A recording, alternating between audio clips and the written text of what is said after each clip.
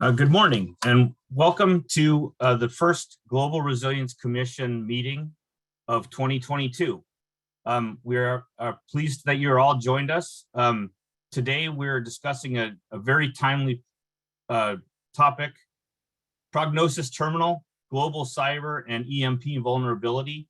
I'm sure this was going to be framed in light of the situation on the Russia-Ukraine border. I'm pleased to be joined this morning by Dr. Paul Stockton. Many of you know him as former Assistant Secretary of Defense and a great friend of the council and an expert on cyber and misinformation operations. So I'm really happy that he's going to be helping me moderate, and we have an amazing panel.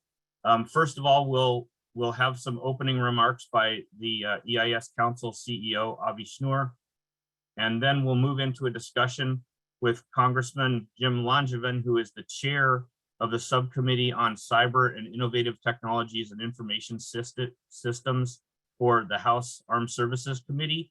He also serves on the Strategic Forces Subcommittee on HASC, and is on the subcommittee relevant to cybersecurity within the Homeland Security Committee in the House. We're really thrilled that Congressman Langevin is joining us, as this will be his last year in Congress, and he's developed such an expertise and has been a congressional leader on all the topics we'll be discussing today. We're also be pleased to be joined by Rayut Menashe. She is the CEO of Tetrapose, an incident response cyber consultancy firm. She focuses on both cyber and information security, and she's one of the organizers of Besides TLV and also the leading Cyber Ladies organization. She focuses on both civilian and homeland security sectors. We're also pleased to be joined by Clinton Firth. He is a partner in Ernst & Young Cybersecurity Middle East and North Africa.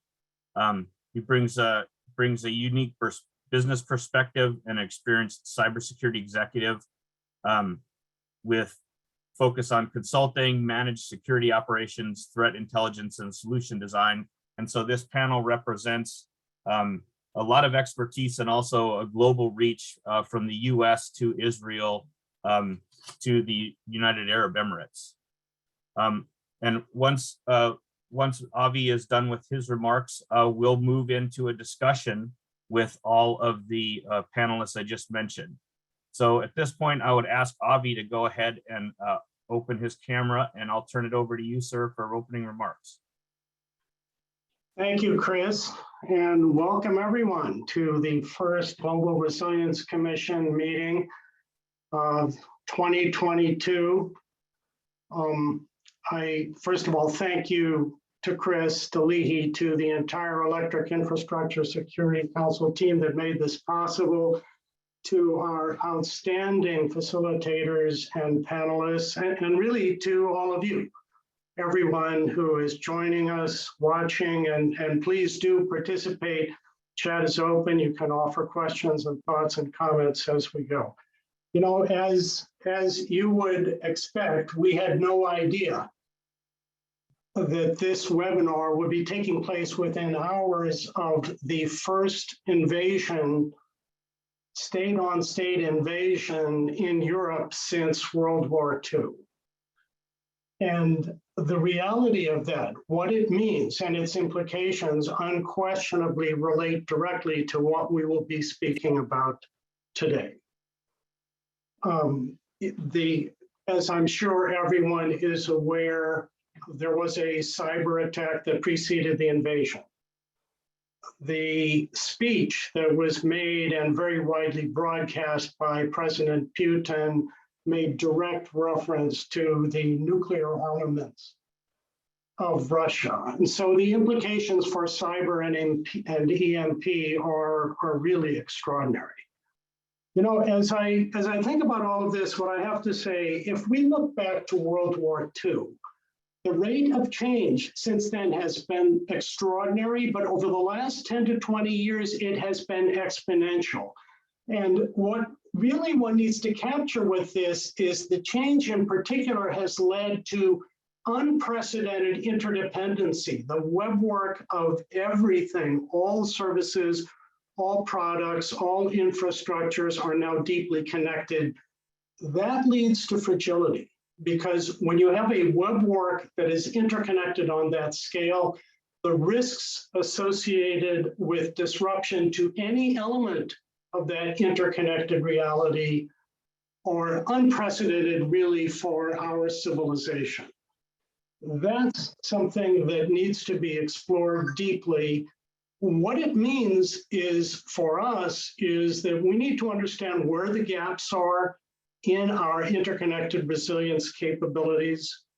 We need to understand what can be done to fill those gaps. There will be, after today's discussion, a series throughout the year of webinars that will explicitly address what are the critical resilience gaps that are not adequately addressed to handle an extreme event that could cause the kind of black sky reality, severe multi-sector disruption that no one wants to see. But if it occurs, we need to be prepared to work through it.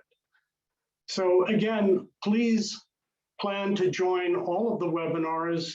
Let your friends know. You might take a look at our website. We are focused on extreme hazards and not simply admiring the problem, but what we offer is a wide array of services, capabilities, information. Temporarily, membership on our website is free, and that makes available a full set of resources which don't cost anything. So take a look at that, and please utilize those services. So with that, let's move on. Chris, back to you. Thank you so much, Avi. Appreciate it.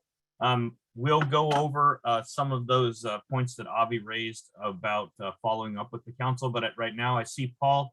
I'd ask for Clinton, Rayut, and Mr. Langevin to all please go ahead and unmute your mics and open your cameras so we can begin our discussion. Good morning, Rayut. Good morning, Clinton.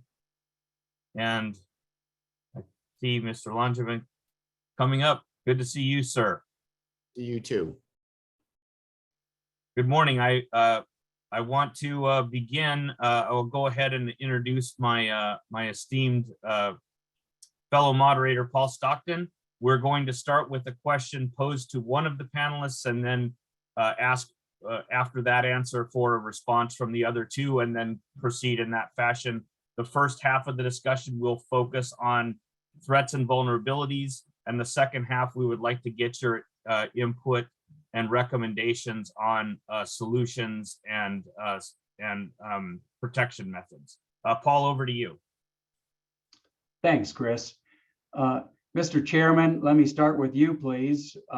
First of all, congratulations on an amazingly productive term in Congress, multiple terms. Your service on the Cyberspace Solarium Commission has produced important progress, although there's work still to be done. We'll get to that in a moment. But first, if I could ask you, you've recently come back from Munich. You've been tracking recent events very, very closely in the Russian attacks on Ukraine, including on their banking system. I'd like to ask you for your thoughts on what are the implications of this attack for preparedness against even more severe crises in the future. Thanks for the question. It's great to be with everyone today. Yes, it was a very productive Munich Security Conference, and you really did see unanimity among our allies again and NATO partners against the pushing back against Russia, recognizing the seriousness of the threat, recognizing that this is really a paradigm shift, and we have a totalitarian dictator ostensibly in Vladimir Putin looking to impose his will through military force, going and taking another country by force, ostensibly violating their sovereignty, and will use all his tools at his disposal to achieve this. We need to push back against that in the strongest possible terms, and we will. That being said, we also need to be prepared for the blowback. Clearly, among the tools that Russia will use are cyber tools, so it's cyber weapons, and they've already carried out cyber operations against Ukraine. We should also be prepared because we will impose severe sanctions in conjunction with our partners and allies, that there could be blowback against us through cyber means. Again, in this gray zone below the threshold of armed conflict. That's what makes attribution certainly more challenging, gives Russia perhaps a degree of anonymity, and they're also prone, of course, to using proxy groups. For example, the ransomware organizations like Are Evil that operate with impunity within Russia, and it's kind of like a wink and a nod that you can operate with impunity. You can operate within, carry out ransomware attacks as long as it's not against the Russian state, and that the Russian state, if they called upon these organizations, would use their to attack us. So we need to have, generally, so Israel said, shields up. We need to be prepared for the blowback, and I know that we are. I've spoken to the top people in government and ready as much as we can be right now to protect our country against any cyber incidents that Russia may launch against us. And my apologies. I thought I had the dog in the other room, and he wants to chime in. Well, he's agreeing with you, Mr. Chairman, as we all do. And in fact, I think your point on blowback is especially important in terms of preparedness. I'd like to invite the other panelists to offer their thoughts. What are the implications of the attacks that are underway and that we can expect in the future for broader black sky preparedness against nation-state adversaries? Well, yes, Clinton here, so but maybe I'll kick off route if that's okay. I'll respond to that one. Look, I think the congressman is 100% right. The plausible deniability that Russia will use, right, is certainly going to happen. But one other consideration point is also the collateral damage point, because we've already seen this happen, that these cyber attacks themselves, even though they try to be maybe pointed towards an entity due to maybe lateral movement or the supply chain issues, they can actually hit. And we actually saw this even back in Ukraine, but was it back in 2017 when Maersk Shipping got hit? And that was through obviously ransomware that got out of the target zone itself, got into Maersk Shipping and caused that major incident for them, which almost crippled their business totally. It cost, I think the last count I saw was $500 million, but I don't think anyone really has an overall number.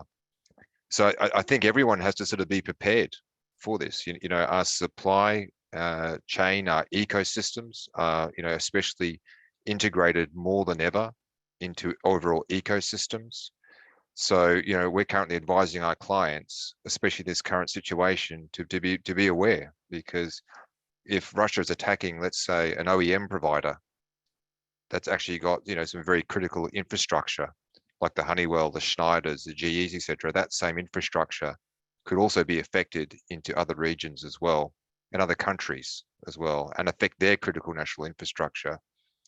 So we really have to be very careful about this. And it sort of, gets back to some of the points about understanding some of the fundamentals of cybersecurity, which I think we'll obviously get on in the second point about how we can sort of close the gap as well. But that would be my main points to add to Congressman's comments.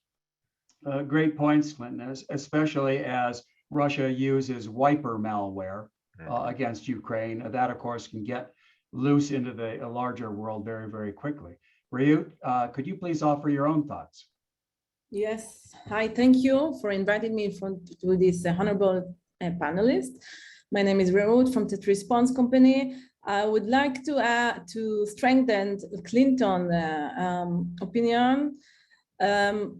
One of the important things that I see with companies that dealing with cyber incidents is the difference between a company that got ready for the cyber and a company that just got, okay, one day they get a ransomware attack or a different cyber attack and they were not ready. This is a whole big difference between company who changing the process, training their employees, training their senior levels of management. There is a big difference between, and I think the main topic to discuss when dealing with cyber state attacks is readiness. I can give some useful tips on how, but let's wait to the rest of the panel. Okay, thank you, Ms. Menashe. Let me, I wanted to follow up that you led kind of right where I was going to go. So when we're talking about blowback or we're talking about preparation, we were learning about the build up to the invasion. Just to cite this obvious front page example, there were a lot of distributed denial of service attacks launched by Russia into Ukraine and other things that didn't seem overly sophisticated, but are pretty common modes of attack. So as an expert consultant, I wanted to ask you, what are when you're talking about getting clients prepared, either whether it's an individual or a business or a government, what are the most typical vulnerabilities that you try to point them towards shoring up? And are there others that are often overlooked that that escape notice that you think we should be wary of? Yes. So the strategic for preparedness for cyber incident, and especially when dealing with, let's say, blackout or some very big cyber incidents, will be actually back to basic. And when I say back to basic, I mean, let's make sure that we are familiar with our current information security policies and procedure, and that we are doing the known and the best practice of security decisions, such as, do we know who has access to our critical infrastructure and how do they get access? Do we know who are the important supply chains as part of our critical services, and do we have the right connection and contact with them, and if the supply chain is ready to the day that they're going to get attacked? It's basically, you need to ask the questions before the cyber incident will get to you, and we will need to make sure that what's going to be happening the day of the attack, you already put in place the relevant mitigations, the relevant controls. So I will sum it up as back to basic. Check up your information security policy and procedure, your controls. Make sure your employees, your senior management are aware, and they don't need to tackle cyber incident at the first time when the incident will occur. They need to tackle and to be trained before. So pre-attack preparation. Thank you, Reut. And I want to just get the Chairman Langevin's response. It sounds like a lot of the things that I've heard you advocate, both from your chairman positions and also from the Solarium Commission. Anything you'd like to add to that or amplify?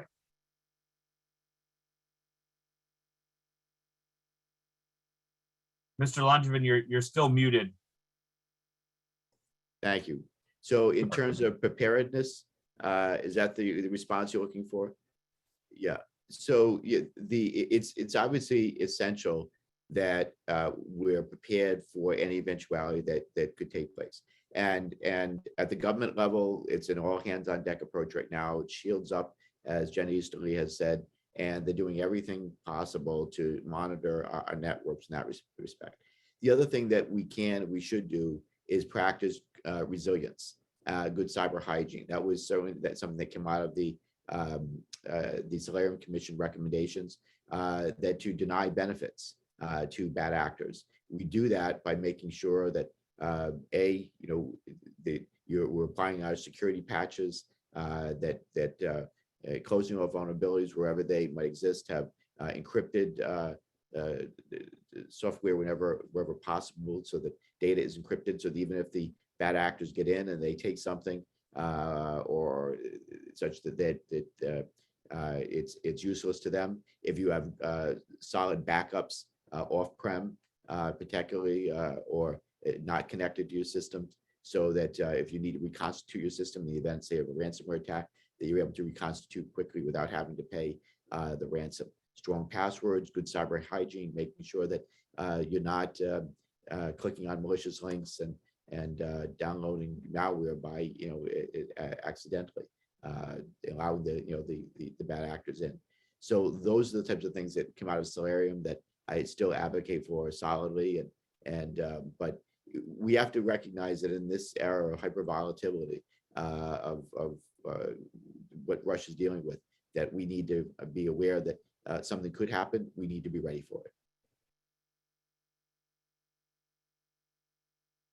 Thank you very much, Chairman Langevin, and Clinton, your thoughts on this topic. Yeah, so certainly agree with what Congressman Root's saying as well, and I think the key thing here I commonly see time and again in critical national infrastructure clients, be that in energy clients, which I'm dealing a lot with, or healthcare or other areas, is assets. To be honest, the clients have really no idea what they've got, to be honest, and they really struggle to understand these areas. And I think it is added level of complexity, especially with what we're seeing now between the IT and the operational technology integration and that seamless field that's happening right now. That, if anything, is causing, again, it's not just an asset that I had yesterday that I was dealing with. Now I've got more assets, or these assets being added with it I'm not knowing about, maybe from my operational side, or it could be in healthcare around the IoT space as well. So if you don't know what you have, the question is, how are you going to protect it, right? And how are you going to sort of put those measures in place? And so we deal a lot with sort of our clients in cyber. It's one of our first and most critical things we want to deal with them, to try and understand those asset bases as well. And I think it's very similar to sort of EMP protection. And I saw some comments in the chats as well going on about that. Cyber's not that different. You have to sort of protect your most highest critical areas, right? And you sort of look at what we call like a nodal analysis. So when you look at your ecosystem, yeah, you can't maybe protect everything, but what's the most critical things for your business to function? Understand the connections between those assets, understand that nodal analysis. Then you can apply those protection measures really against that in a much more prioritization fashion. And, because we're all very limited on resources. And the same actually goes for EMP, because, to protect something and harden something from EMP across an entire critical infrastructure would be near impossible, or very, very expensive. Again, what you're looking at is maybe those critical nodes that you need to protect to ensure that resilience that Congressman was talking about from there as well. And probably just one last one. It was a good point about the passwords and the protections raised as well. Certainly, we advocate that for our clients really around that, but they still struggle with that basic hygiene area. But it is even worse, actually, when you're talking again about critical infrastructure. You've got legacy OT of systems that I've seen that are 20, 25 years old. I've seen clients running NT servers in these critical areas of the environment, generation and the rest, which is crazy, and they can't do anything about it. So they've got to understand and protect it, all the way through to industrial IoT or IoT, where you've got millions of devices that are actually, for instance, have the same password throughout them. They're not built to be, secure. They're built to be doing what they do, being a sensor grid or being a provider of a grid. They're not built to maybe generate logs for monitoring, or not built to have a password in there that's changeable. So these critical national infrastructure environments are extremely complicated. And I think, yes, we've got to get back to basics, but the question is, how do we sort of do that asset analysis? How do we assign criticality to that, and that sort of nodal analysis overall as well? Well, thanks, Clinton. That's fantastic. It goes into a larger discussion that EIS Council talks about often, is that just the challenge of living in the society now that is just this system of systems we call the Metagrid. It really is hard to, like you said, it's hard to know what you have, because so many things are connected. That keeping track of your own of someone's own network is often even a challenge. I appreciate you making the comparison and showing the overlap of cyber and EMP, and we will loop back to that, but I wanted to recognize Paul at this moment for his next question. Thanks. I think getting back to basics is important. Everything you've said is critical. Against the People's Liberation Army's strategic support force, we're going to need a lot more, a whole lot more. And I'd like to ask the chairman to expound on some of the cutting edge thinking that he helped provide in the Cyberspace Solarium report on trends in the threat that make us transform our preparedness thinking. And then also from the perspective of defense, all of the things that are going on today in critical infrastructure, which you know so well, for example, the transformation of the power grid in ways that are going to create many, many more attack surfaces, in addition to the challenges that Clinton just mentioned of convergence between OT and IT. What's coming in the threat, and what does that mean for preparedness? Yeah, so clearly the threats continue to evolve, and we're going to see more and more things like ransomware attacks or getting inside and networks and moving sideways, escalating privileges, if you will. And so zero trust is going to be really essential going forward, making sure that you've got multiple levels of security so that the bad actors, if they get in, that you're limiting their movement within your network. Ransomware is going to be a continued challenge and problem.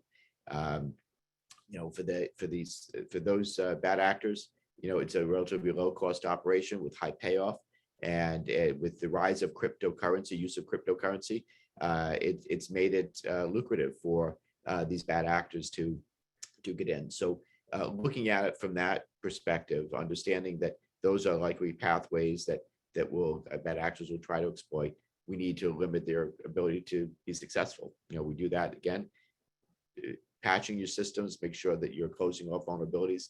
I tell people all the time, it's like when a security patch needs to be applied, it's because someone has identified an open door or window, and by applying the security patch, we're closing off those avenues, we're locking the doors, locking the windows so the bad actors can't get in.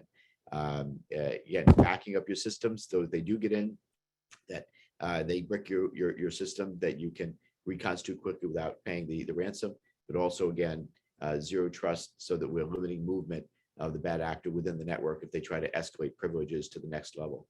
So those are the types of things I see as trends. Beyond that, there's also areas in critical infrastructure that we need to be concerned about. Of course, operational technology, vulnerable to cyber attacks, and one of the problems that we have still is that the installers of OT systems have not been steeped in the concept of security. They might be steeped in the concept of safety. You think of electricians, for example, how right from the get-go, safety is job one.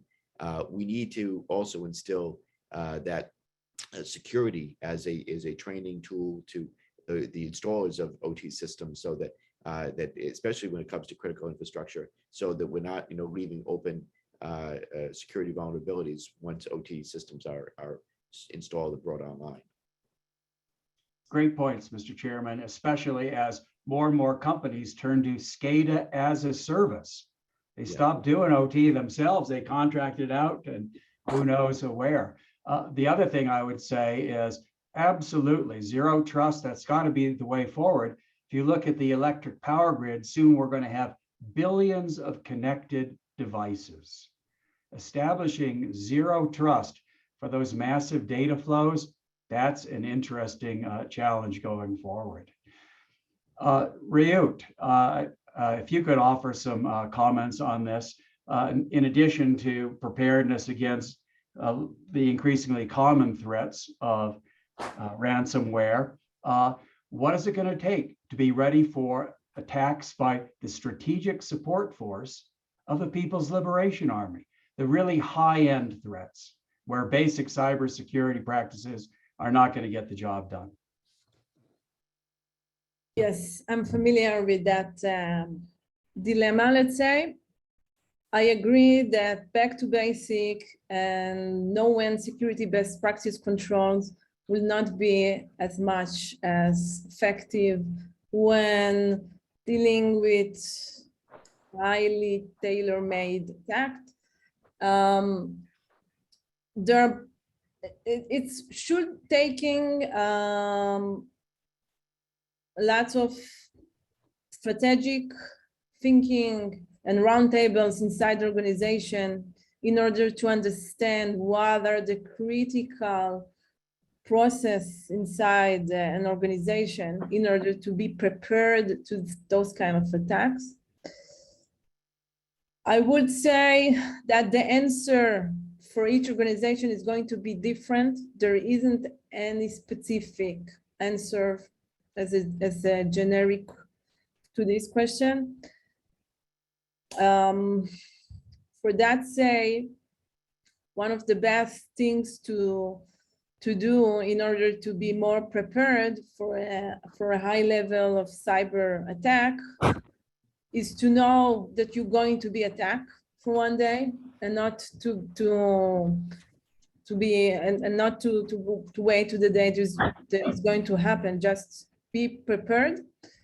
Train your senior management and train them, as we say in the IDF army, train them not theoretical, train them on real. Engage with real red teamers, with real hackers. Try to see what's going to be the impact of real attacks and not just by sending emails that theoretically are describing the scenario. Great points, Ruth. And I would say in that regard, supply chain risk management is one of those areas in which the chairman and others have been leading. The nuclear power industry, for example, for a long, long time has worried about supply chain risk management. I think other infrastructure sectors need to catch up in just the preparedness way that you've described. Very, very applied. Clinton, your thoughts? Yeah, certainly that as you mentioned, that third parties from there as well, and the testing, and I think what we're going to need to see, especially around critical infrastructure, is the OEMs stepping up the game on overall cybersecurity. All the clients that I'm dealing with in the critical energy infrastructure areas absolutely struggle to try and get them, even once they identify a vulnerability, to actually go ahead and fix it, or be able to, get rid of a hard-coded password in a system.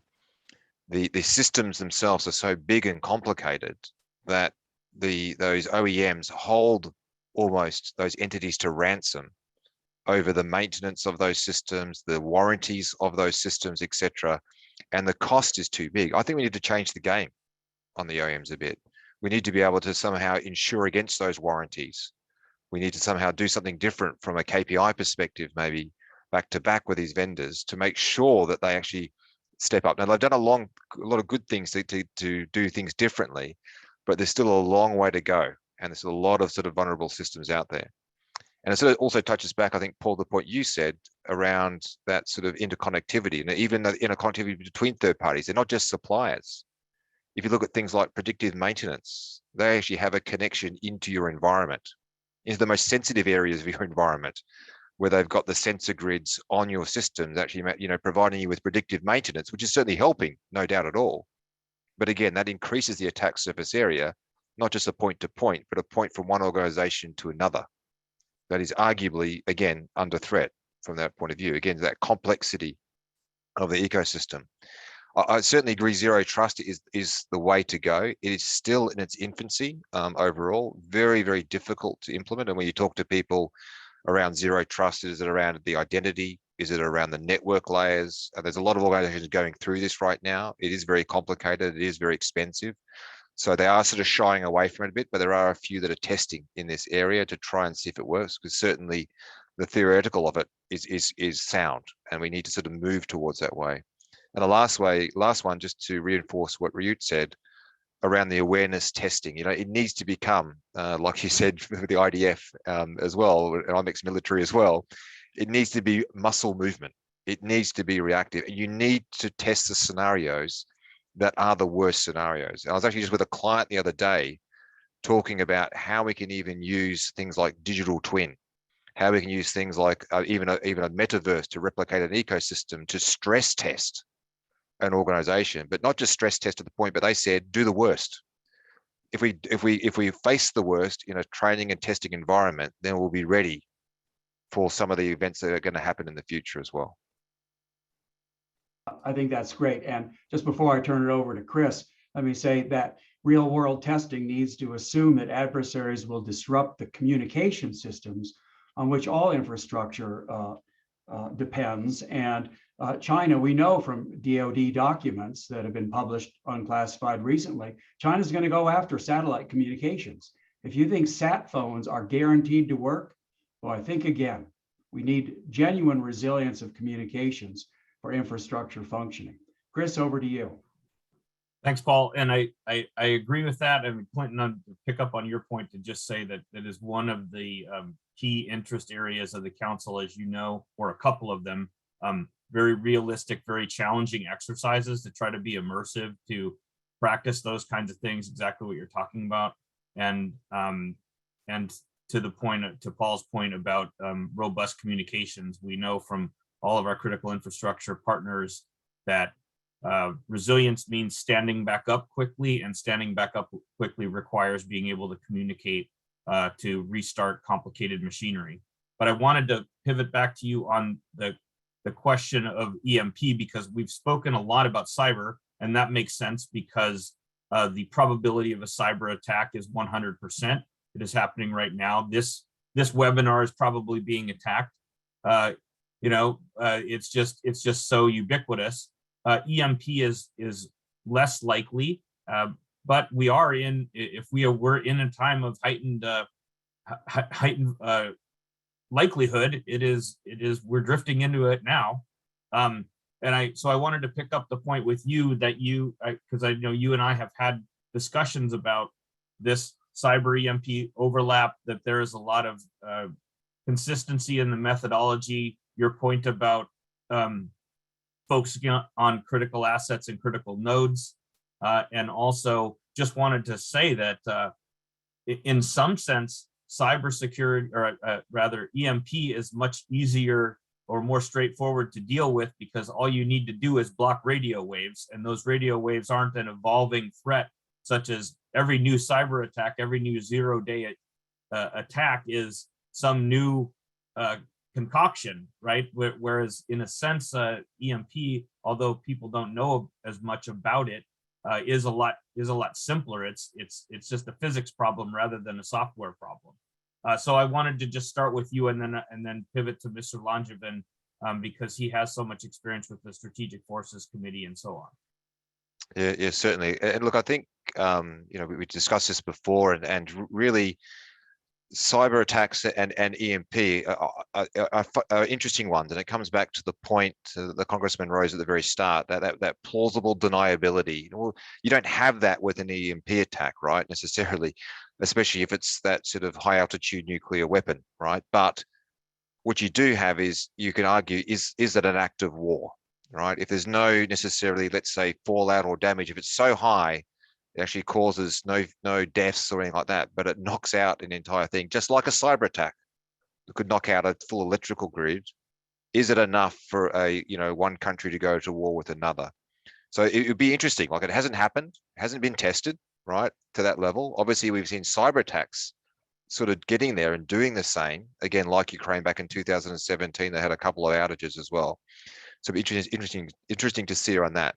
But the other really interesting threat vector is the improvised EMP area. And I'm currently based in the UAE, and probably very recently, for those that may or not aware, we've had a couple of drone strikes here that came out of Yemen, and they have hit the airfields, including the international airport at Abu Dhabi, that killed a couple of people, right? So we had drone strikes hitting an international airport, hitting fuel tankers and killing citizens. So if you could use that as an improvised EMP device, imagine the targeting you could do against something like that. If you could target against a critical node, a critical asset within there as well. So the interesting threat from that point. And I think to your point, Chris, probably last point is that the protection mechanism, as you said, cyber is this horrible, constantly fluctuating beast of systems and patches and upgrades, let alone that ecosystem, let alone the third parties we all talked about. It is complex, complicated, and will continue to be, and it never stops. Whereas EMP, I think, once you've done that critical node analysis and you've looked at your threat and your threat actors from there, then you can go ahead and put those things like the Faraday cages over there, or you can pre-deploy your assets that need to be recovered very quickly in protected areas ready to go, so you can replace them very quickly to build that resilience back up, get it up and running as quickly as possible, let's say for electricity grid. So I think with EMP, you certainly have a bit more of a static level to look at, but it would be interesting to see from an EMP point, not just from an electrical grid point of view, but depending on the severity of it, what that would do for other areas, for instance, 5G, for instance, or the health sector with their critical assets, or certainly other areas as well. So it's certainly a bit of flexibility there, but I think overall it can be, there are parallels, and we can use information to protect in both ways as well. All right, thanks, Clinton. I wanted to give Congressman Langevin a chance to follow up on that. Just first of all, from the vulnerability and focus analysis and protection that I know that you've looked at, but also from the interested to hear your thoughts about kind of the state level impact of cyber attacks or EMP attacks, as Clinton alluded to, are presumably acts of war, but maybe in some kind of gray zone. I'm interested in your deliberations with you and your colleagues on that. Yeah, so thanks for the question, Chris, and great to see you again, by the way, and thank you for your contributions to policymaking when you were on the Hill. You are certainly missed. I miss you too, and it was you were the beginning of that journey, so I appreciate it. Thank you. Likewise, right back at you. Thank you. So yeah, the effects of these types of weapons and tools, in some ways, can be unclear as to what the blowback would be if it is, for example, we're operating in the gray zone, below the threshold of armed conflict, and it certainly is room for a bad actor to miscalculate. They may think they're carrying out, say, a cyber operation, or carrying out an EMP attack, and think that is something that is something that won't trip over into armed conflict, and they could be very wrong. Again, for example, if it were an effort to take down our electric grid in the middle of winter, and hospitals are affected, vulnerable individuals are affected, and you have loss of life that results, that in my mind it crosses the threshold, and it would be considered an act of war. But these are the bad actors, whether it's the nation state or the nation state uses proxies, which is very dangerous because the attribution is always a challenge, though not impossible. That there could be significant effects that they would not be fully calculating into their decision making. So this is important. I also want to comment. Clinton did a really good job outlining the EMP red issue. I'm not as expert on that as I am on cyber, but have dealt with the EMP issue, and I know it's something very difficult to protect against, and could have catastrophic consequences.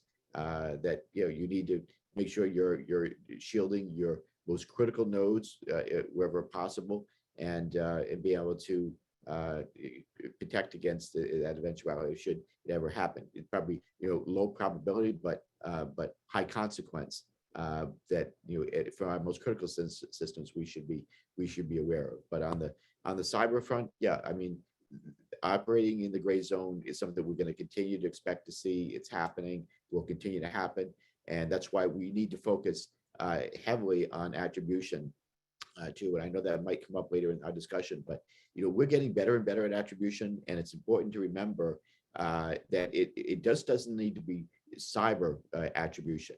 This is a case where we should be using all assets of national power with our partners and allies in conjunction with them to achieve attribution so that we can call out and hold accountable the bad actors so that we have a response that's transparent and effective. Thank you, sir. And let me just pivot to Rayu, to your reactions. The couple of areas. One is that you live in Israel, and that is a sort of by definition a gray zone, one that is in sort of low level conflict, and also to the point about in that situation, how important is attribution and how likely is it that you can find it?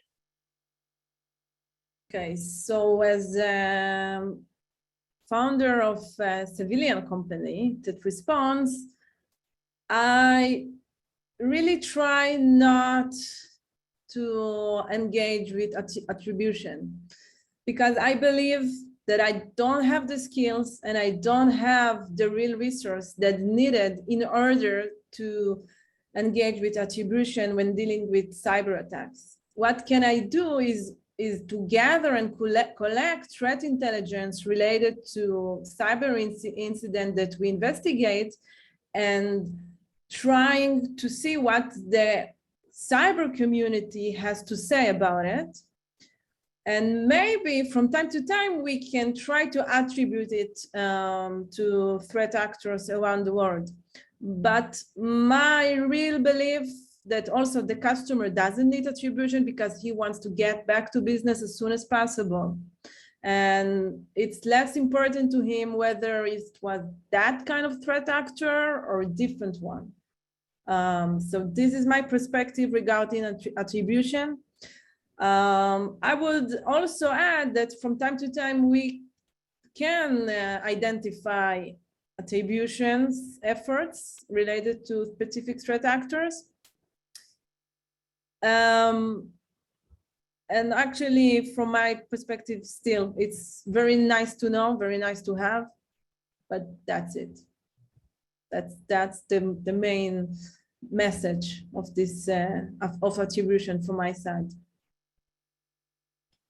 Okay, thank you. I know we're coming near the end. Wanted to make sure we have time to get some prospective ideas about ways to that we can close these vulnerabilities. So I'll turn it over to Paul for the next question, but the remainder we'll try to focus on the recommendations of the expertise that we have in front of us for how we can make the situation better and more resilient. Paul? Thanks, Chris. Mr. Chairman, I want to address some unfinished business that you and your colleagues have been addressing, and that is the water sector as an exemplar of where additional security measures are going to be needed. Clearly, the AWWA, American Water Works Association, and other members of the sector have been doing a great job on voluntary cybersecurity standards, and those are great. But the ugly truth is not all water utilities are able to make the investments necessary to achieve that level of voluntary resilience. What do you see as potential next steps? Are there models out there for developing standards in an industry-led way that you think we can learn from? Well, certainly working with industry is important, understanding the latest technologies, but also on the government side, working with the sector risk management agencies and CISA, coordinating both tabletops to understand where bad actors might hit us, but also what our response would be, how we build in resilience into those systems. We've taken steps recently to strengthen the sector risk management agencies, making their roles more defined and how they would interact with the CISA, the Cybersecurity Infrastructure Security Agency. Those are things that will help, I believe, bring the best plans to the forefront to make sure that we're protecting our water systems to the greatest degree possible. I'm excited about, by the way, the cyber planning efforts that will take place at CISA. That's the authority that we gave them, capability we gave them recently, and Jen Easterly is standing that up at CISA. And again, the cyber planning office within CISA will help to anticipate where the bad actors might hit, where the vulnerabilities will be. The sector risk management agencies will play a role in that, knowing, getting the industry input so that we understand where the systems might be most vulnerable and what we need to, how we need to act quickly to close off those vulnerabilities. So those are essential. And then, we need to strengthen organizations like EPA that has responsibility for oversight of the water sector, for example. I don't think they're well resourced enough, nor are they doing enough. We need to change that. We're moving in that direction, and we'll keep focusing on that, starting during my time in Congress and beyond. Well, again, congratulations on what you've done to enable CISA to be much more effective partners for industry-led initiatives, just of the sort that you've described. Congratulations again, Mr. Chairman. Thank you. Thank you. But if I could just add this, if I could, in all the administrations that I've been working with, I really applaud the Biden administration and the president in particular for how being so forward-leaning, so proactive, putting together an extraordinary team with now we're able to, after 10 years of trying to get a Senate confirmed national cyber director, we have Director Inglis on the job, confirmed. Ann Newberger, the Deputy National Security Advisor for Cyber, Jen Easterly over at CISA, because General Nakasone has been at NSA, U.S. Cyber Command. So we have great people, and now the policies, we're getting that right, and we're stronger and more protected than we ever have been, although it's a very serious and difficult threat to protect against, but we're getting better. Thank you. Clinton, obviously, water service is essential in parts of the world that both you and Raoult are most familiar with, but I'd like to open it up. Which sectors are most in need of additional security measures? And what practical steps do you recommend, either in the water sector or others, lifeline sectors, as we call them, on which human life is utterly dependent and therefore may be targeted by adversaries? Yeah, certainly. So look, it certainly varies from country to country, and I've seen quite a lot around there. But obviously, look, the power grid powers the country, and certainly some countries are up there and some are not. But even the ones that are up there are still struggling with. And I see some of the questions in there. It is very difficult to try and secure these legacy old OT systems. So certainly the power side. But the water side as well, 100%. So the water side is especially critical where I am in the Middle East, around the water. But that's all generated. So we still need the electricity to help generate the water, let's say, from there as well. So that's the one. But to tell you the truth, the sectors that I see that have the most challenge is probably the health sector, to be honest. And they are really coming into the fray of, especially around, doctors now using these devices, the IoT devices and the rest, and the connectivity that those hospitals have in, as well as even the vendor landscape in these areas as well, are very sort of new from there. So I think there's a lot of work to do, I think, first in the health sector.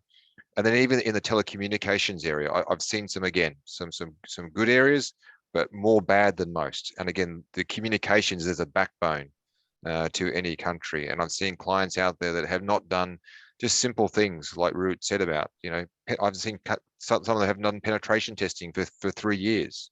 So they don't even know what assets they got, let alone even just basic stress testing of their environments. So there's lots to do there. So my key takeaways for anyone on this call is really, firstly, honestly, know what you've got, and understand your assets.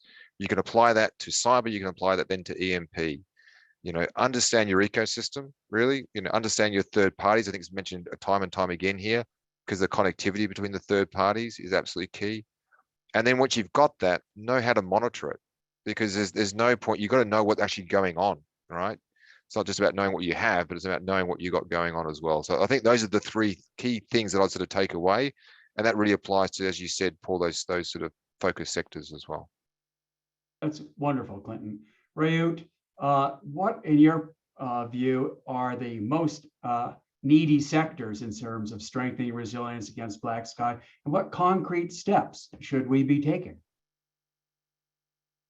I agree with Mr. Clinton. I would add to the healthcare sector also the transportation sector. I think it's very important and critical when taking a look from the global level, as every sector depends on each other at the end. What are the key takes that every organization should take? I really agree with know your asset. This is very important because first of the things that I see when starting to help on a real incident, that most of the organizations are not familiar with what's going on with their infrastructure and with the process and with the people. So when talking about assets, it's not just digital infrastructure, it's also the process and also the people who are relevant for the organization critical operation.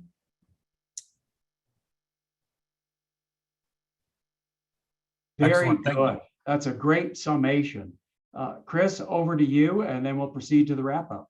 Yes, I would think. Thank you all. I want to just give each of the panelists that we could talk all day. Your expertise is vast, and your engagement has been fantastic. Let me just go. Maybe just a quick. Any final thought that you want to make sure that we leave with? Of course, we'll be following up in a myriad of other ways than just this first discussion, but it's a great way to get things started. And we have about 350 people that have been interested in everything that we've been discussing. So I'll start with Clinton, then go to Rayut, and we'll give Congressman Langevin the last word. Go ahead, Clinton. Yeah, just very quickly, because I know we're close to time. I think again, those top three, again, I'll just repeat it. Know your asset, know your ecosystem, and know what's going on. Right, that's absolutely key. And as Root said as well, it's gonna help you when an incident actually happens. But one more thing, for those on the call that are listening and they're part of dealing with critical infrastructure, we need to think differently about how we can address and how we can help the OEMs push forward this, because that's going to be an absolute key area. Unless we address those fundamentals, we're going to keep struggling to try and patch and mature these legacy systems and even the new industrial IoT systems as well. Fantastic. Thank you, Clinton. Rayut, final thought? Yes. One of the most important perspectives that I gathered during the years giving incident response to a lot of organizations is that the threat actors has much more leverage than the defenders have. For that say, for example, if a threat actor is using blockchain and Bitcoin and Ethereum and other cryptocurrencies or any other blockchain technology that is very helpful for them, we should take this as an option to defend ourselves as well. What does it mean? It means that we should maybe change our perspective in the way we defend. Of course, preparedness, of course, getting back to basic, everything is true, as I already mentioned, and the honorable panelists here with us. But also, let's try to think as the threat actors are thinking. If they are using blockchain, why we can't use blockchain as well? And that's just as a final thought, maybe for the next webinar. Excellent. Thank you so much, Rayut. And Chairman Langevin will give you the last word from the panelists. Thanks, Chris. It's been a great discussion today.